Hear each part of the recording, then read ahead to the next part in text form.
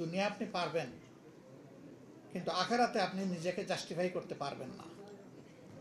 সেই দিন আপনি আটকা পড়ে যাবেন। আমার ভাই নুরুল ইসলাম বুলবুল আমাদের বিজ্ঞ আইনজীবী সমাজের কাছে সমাজের প্রত্যাশার 6টা-7টা বিষয় তুলে ধরেছে। আমি হয়তো সবটা পারবো না, কিন্তু আমার যদি গুড ইন্টেনশন থাকে তাহলে আমার উইল ফোর্স আল্লাহর সাহায্যে আমাকে আগায় দিবে এবং আমি কিছু হলেও সমাজ উন্নয়ন করতে পারবো। আমার রিজেকের ব্যাপারে I my self is the best witness. আমার সামনে আমার তরুণ জীবনে অনেক হাত ছানিয়ে এসেছে, আমি ওদিকে ফিরে তাকাইনি, কিন্তু আমি চাইনি এমন জিনিস আমার কাছে এসে গেছে সবগুলো। এ থেকে আমার নিজের আস্থা নিজের উপর এতটুকু হয়েছে যে আমি চাই অথবা না চাই, আমার ক্রিয়েটর যদি চান তাহলে যা আমার জন্য অ্যালট করবেন সবটাই আমার ভাগে আসবে। এটা ভালো হইতে পারে, খারাপ হইতে পারে। ভালো কর্মের ভালো ফল হবে, খারাপ কর্মের খারাপ ফল হবে। সুতরাং আমরা যখন বারবার জেলে যাই, এটা বড় সৌভাগ্য। আমাকে অনেকে জিজ্ঞেস করে আপনি কি চিকিৎসা কাজ করতে পারেন? আমি ওই পারি, জেলে গেলে পারি, বাইরে থাকলে পারি না। এই সময়ে পাই না, আর আমার প্রয়োজনও হয় না, কারণ আমার চাইতে আরও অনেক স্কিল পার্সোনালিটি সমাজে রয়ে গেছেন সার্ভিস দেওয়ার জন্য। কিন্তু জেলে গেলে সেই আমার মানের লোকও নাই সেখানে। মানুষের যে কি পরিমাণ ভোগান্তি হয়, যারা জেল এক্সপিরিয়েন্স করেছেন তারা এটা বলতে পারবে। তো আমি জেলকে আমার জন্য অনেক ব্যাপারে অপরচুনিটি হিসাবে নিয়েছি। শাস্তি হিসাবে নিলে শুধুই কষ্ট পাবো, দরকার নাই। আমি নিয়েছি অপরচুনিটি হিসাবে। সরকার আমার প্রতি খুবই আন্তরিক ছিল, এই জন্যে 5 বছর পর পর আমাকে নিয়ে যেত গেস্ট হাউসে। আমার নিলে বলতো যে বহুদিন পরে আপনার আতিথেয়তা আমরা ব্যবস্থা করেছি, তাড়াতাড়ি আপনাকে আমরা চাইবো না, থাকেন আমাদের সাথে থাকেন। আমি সেইভাবেই এনজয় করেছি আলহামদুলিল্লাহ। আমার কষ্ট লেগেছে, ওই জায়গাটায় বহু মানুষের সাথে আমার সাক্ষাৎ হয়েছে। একবার 82 বছরের একজনকে ওয়েবার দিয়ে তাকে মুক্ত করে দেওয়া হলো। সে বলল যে আমাকে এখানে কবর দেন, আমি যাব না, আমার যাওয়ার কোনো জায়গা নেই। 37 বছর ধরে আমি জেলে আছি। কেউ দুনিয়ায় আমার বেঁচে আছে কিনা আমি জানি না, তবে আমি নিশ্চিত আমার কোনো ভিটামাটি নাই, কারণ প্রথম দিকে আমার মামলার তদবির করতে গিয়ে, কার্যক্রম চালাতে গিয়ে আমার ভিটামাটি সহ সব কিছু বিক্রি করে দেওয়া হয়েছে। জেল অথরিটি বলতেছে আপনাকে তো আর 1 ঘন্টাও রাখতে পারবো না। বলছে আমি যাব না, আপনারা রাখেন না রাখেন, আমি থাকবো এখানে।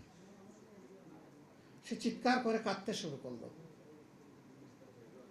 জেল অথরিটি হাইয়ার অথরিটির সাথে যোগাযোগ করলো, কিন্তু জেল কোর্টে তো তাকে 1 মিনিটও আর রাখার কোনো সুযোগ নেই। সেই লোকটাকে পাজাকুলা করে জেল থেকে বের করে দেওয়া হলো। আবার অনেকে জেল থেকে বের হলে মনে হয় যেন মায়ের পেট থেকে নতুন করে আমার আরেকটি জন্ম হলো, সেই খুশির আনন্দে সে বের হয়ে আসে। আর এই লোকটা বলতেছে আমি যাব না, আমাকে এখানে কবর দেন। সেই রকম বহু লোকের সাথে সাক্ষাৎ হয়েছে। আনডিউলি সে ভিক্টিমাইজড হয়ে বছরের পর বছর জেলে আছে, কিন্তু তার জন্য বলার কেউ নেই, করার কেউ নেই। এই জায়গাটা যদি আপনি 2-1টা কেস আপনার সারা জীবনে অ্যাড্রেস করতে পারেন, হয়তোবা আদালতে আখেরাতে এই লোকটাকে, ইনোসেন্ট লোকটাকে মুক্ত করার জন্য আপনি যে এখানে ফাইট করেছেন, আল্লাহ তাআলা সেখানে আপনার মুক্তির ব্যবস্থা করে দেবেন। এই অনুভূতিটা অন্তরে নিয়ে আপনারা পারবেন। আমি দোয়া করি, আপনাদের উপর আমার আস্থা আছে।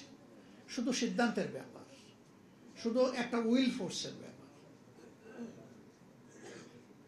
সমাজে অনেক জায়গায় অসঙ্গতি আছে, এই অঙ্গনটা যদি রিস্ট্রাকচার করা যায়, রিফর্ম করা যায়, এইটাকে যদি ক্লিন করা যায়, সমাজের অর্ধেক যন্ত্রণা অটোমেটিক্যালি দূর হয়ে যাবে।